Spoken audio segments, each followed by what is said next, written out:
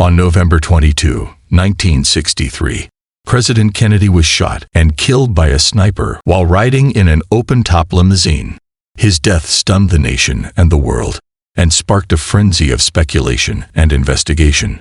Who was behind the assassination? Was it a lone gunman or a conspiracy involving powerful forces? How did the assassin manage to escape? What was the motive for the killing? These are some of the questions that have haunted the public for decades and have given rise to countless theories and controversies. In this video, we will explore the official narrative of the assassination, as well as some of the major conspiracy theories that challenge it. We will examine the evidence and criticism of each theory, and try to understand why the assassination remains a mystery to this day. After the assassination, President Lyndon B. Johnson appointed a commission to investigate the circumstances and causes of the event.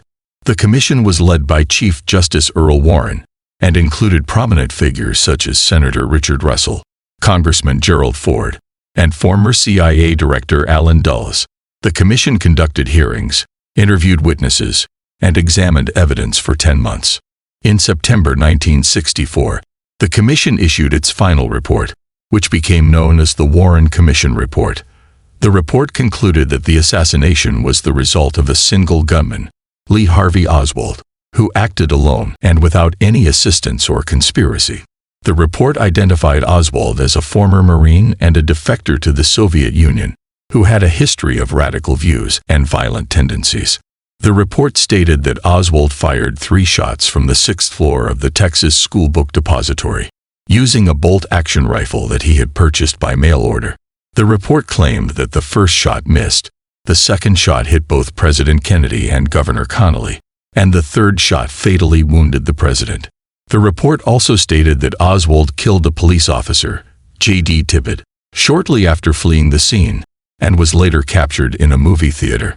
The report further stated that Oswald was killed 2 days later by Jack Ruby, a nightclub owner, who also acted alone and without any conspiracy. The report presented various types of evidence to support its conclusions, such as ballistics, photographs, films, fingerprints, and eyewitness testimonies. The report also addressed and dismissed some of the alternative theories and allegations that had emerged in the aftermath of the assassination, such as the involvement of the Soviet Union, Cuba, the CIA, the FBI, or the Secret Service. The report claimed that its findings were based on the facts that have been established beyond a reasonable doubt, and that it had found no credible evidence of any conspiracy. However, the report was not without its limitations and criticisms. Some of the limitations included the lack of cooperation from some of the agencies involved, the destruction or alteration of some of the evidence, the inconsistencies and errors in some of the testimonies, and the reliance on assumptions and inferences in some of the analyses.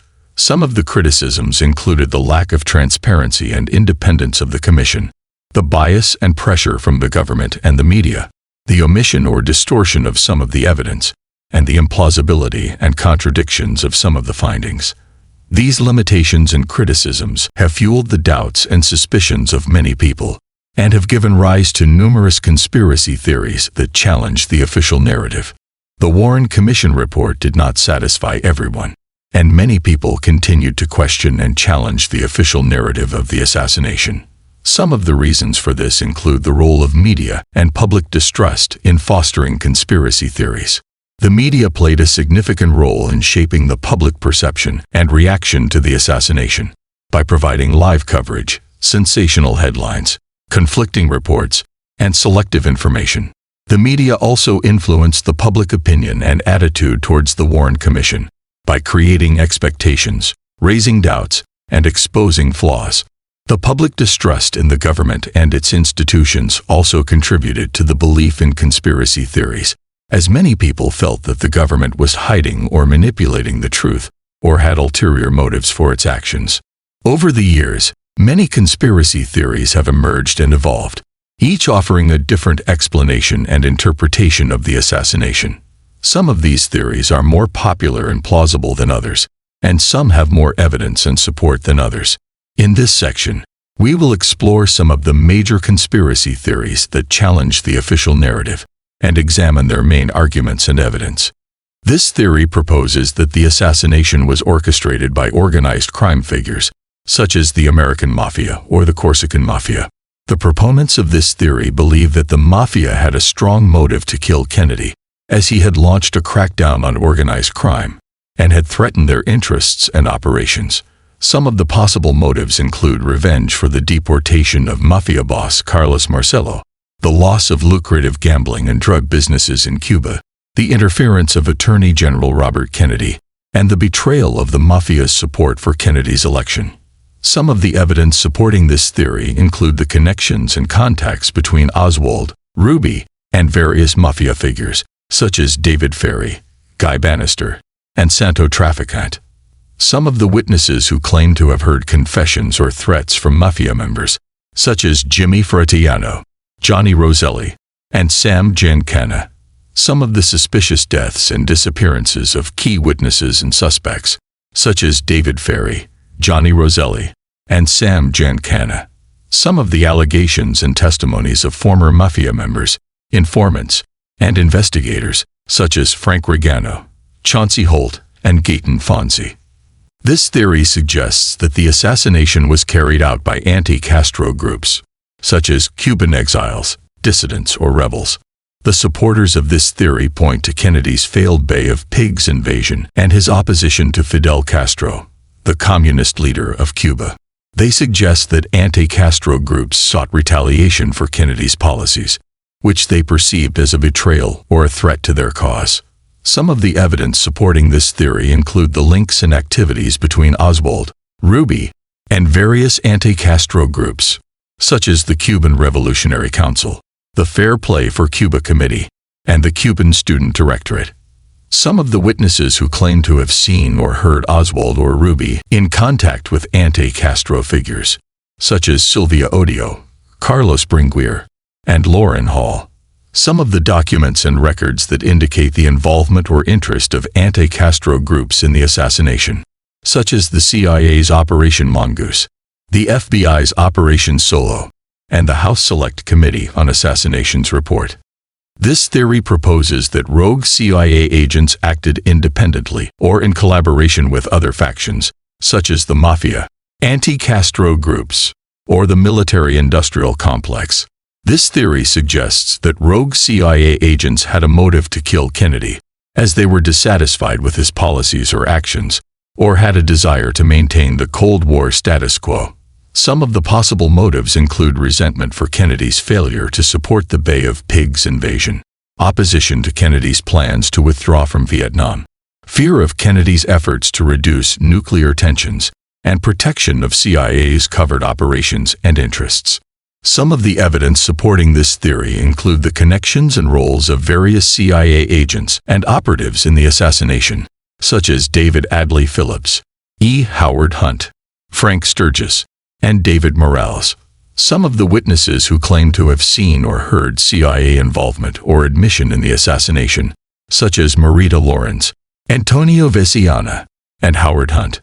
Some of the documents and records that reveal the CIA's activities and interests in the assassination, such as the CIA's Operation 40, the CIA's ZR rifle program, and the CIA's family jewels. This theory suggests that there were multiple shooters involved in the assassination, and that Oswald was not the only gunman or not the gunman at all. The proponents of this theory believe that the evidence and the witnesses indicate that there were shots fired from different locations and directions, such as the grassy knoll, the Daltex building, or the overpass. They also believe that the wounds and the reactions of the victims are inconsistent with the official narrative of a single shooter from the rear. Some of the evidence supporting this theory include the acoustic analysis of audio recordings from the scene, such as the Dictavelt recording, which allegedly captured 4 shots, including one from the grassy knoll. Some of the eyewitnesses who claim to have seen or heard shots from other locations, such as the grassy knoll, the Daltex building, or the overpass, such as Jen Hill, Ed Hoffman, and S.M. Holland. Some of the medical and ballistic experts who challenged the official autopsy and ballistics reports, and argued that the wounds and the bullet trajectories were incompatible with a single shooter from the rear, such as Cyril Wecht, David Lifton, and Robert Groden. This theory is based on the Warren Commission's conclusion that a single bullet passed through both President Kennedy and Governor Connally, causing multiple wounds and injuries. The proponents of this theory believe that this bullet, known as the magic bullet, was the second shot fired by Oswald from the 6th floor of the Texas School Book Depository. The theory claims that the bullet entered Kennedy's upper back, exited his throat, entered Connally's back, exited his chest, shattered his wrist, and lodged in his thigh. The theory also claims that the bullet was found on a stretcher at Parkland Hospital, and that it was in pristine condition, despite causing so much damage. Some of the evidence supporting this theory include the official autopsy and ballistics reports, which confirmed the identity and trajectory of the bullet, known as Commission Exhibit 399. Some of the witnesses who corroborated the single bullet theory, such as Governor Connally, who stated that he felt the impact of the bullet after hearing the first shot. Some of the experts who defended the plausibility and validity of the single bullet theory, such as Arlen Specter, who coined the term magic bullet, and John Latimer, who conducted experiments to replicate the bullet's effects. The assassination of John F. Kennedy was a pivotal and tragic event in American history, and it has had a lasting impact on the nation and the world. The assassination remains a mystery to this day, and the conspiracy theories surrounding it continue to attract and fascinate many people. Let us know your thoughts in the comments section below, and make sure to hit the like button and subscribe for more amazing content. See you all in the next one.